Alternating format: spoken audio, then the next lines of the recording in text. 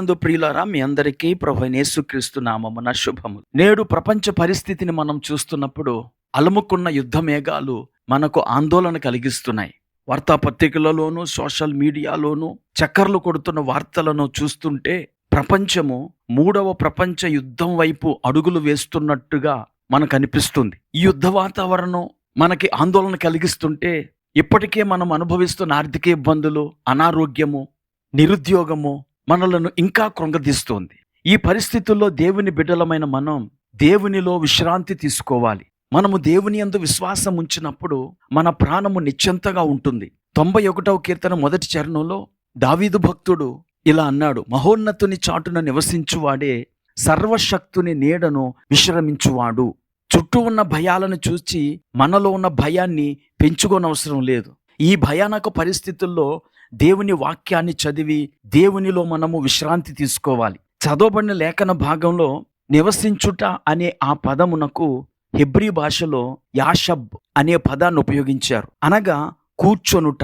యేసు ప్రభువారు మనకు విశ్రాంతినిచ్చే దేవుడని ఈ యాషబ్ అనే పదము తెలియచేస్తుంది. పాత నిబంధనలో యాజకుడు ఉదయం 9 గంటలకు ఉదయ బలిని అర్పించాక ఆ తరువాత మధ్యాహ్నం 3 గంటలకు సాయంత్రం బలిని అర్పిస్తాడు. ఈ 6 గంటలు యాజకుడు నిలబడే ఉంటాడట.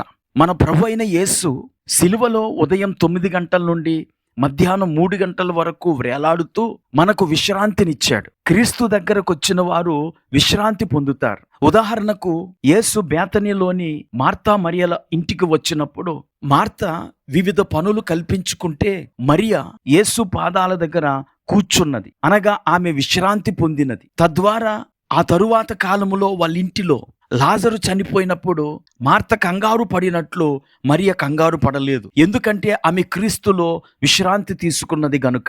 ఈరోజు దేవుని బిడ్డలమైన మనం దేవుని యందు విశ్వాసం ఉంచుట ద్వారా ఆయనలో విశ్రాంతి తీసుకోగలం, ఆయన చాటున కూర్చోగలం. రెండవదిగా, మనము దేవుని మందిరానికి వెళ్తున్నప్పుడు దేవుని మందిరములో మన ఆత్మలకు విశ్రాంతి దొరుకుతుంది. కీర్తనల గ్రంథం 27వ అధ్యాయము 4వ వచనంలో దావీదు భక్తుడు దేవునిని ఒక వరం అడిగాడు. యెహోవా యొద్ద ఒక వరం అడిగి తిని దానిని నేను వెదకుచున్నాను.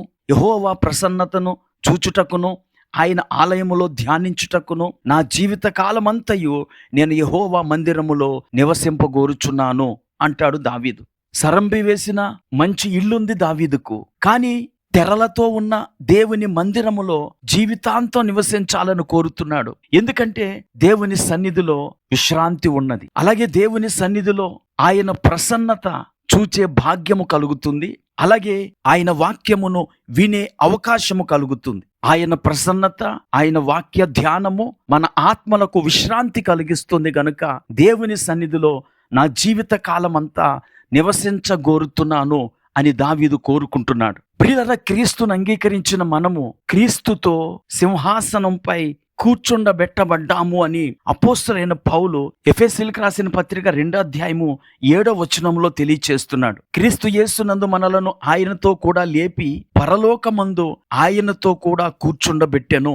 ప్రియులారా, ఈ వచనములో మనము పరలోకమందు యేసుతో కూడా కూర్చున్నాము అని బైబిల్ చెప్తుంది. అలాగే మన జీవము క్రీస్తుతో కూడా దాచబడి ఉన్నదని కూడా అపోస్తలుడైన పౌలు కొలస్సీలకు రాసిన పత్రికలోనే 3వ అధ్యాయము 3వ వచనంలో తెలియచేస్తాడు. మనము క్రీస్తుతో పరలోకంలో కూర్చుండబెట్టబడ్డాము.